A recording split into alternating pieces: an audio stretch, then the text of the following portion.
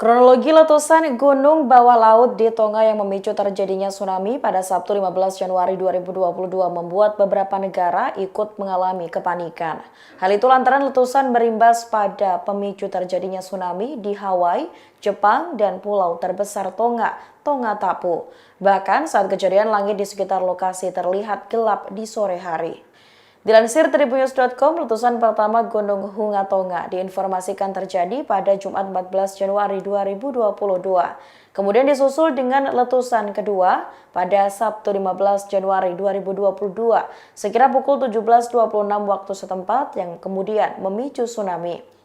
Letusan itu mengeluarkan gumpalan abu, gas, dan uap setinggi 20 km ke udara. Citra satelit menunjukkan awan abu besar dan gelombang kejut menyebar dari letusan. Abu turun dari langit di ibu kota Tonga, Nuku'alofa pada Sabtu 15 Januari 2022 malam.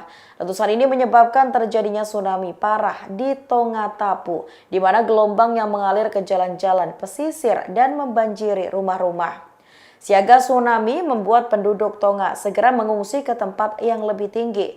Tak hanya itu, letusan gunung tersebut berdampak pada beberapa negara lain.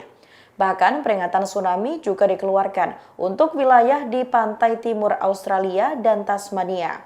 Jepang dan Amerika Serikat pun ikut mengimbau warganya yang tinggal di pesisir pantai untuk menjauh dari pantai sebagai tindakan pencegahan.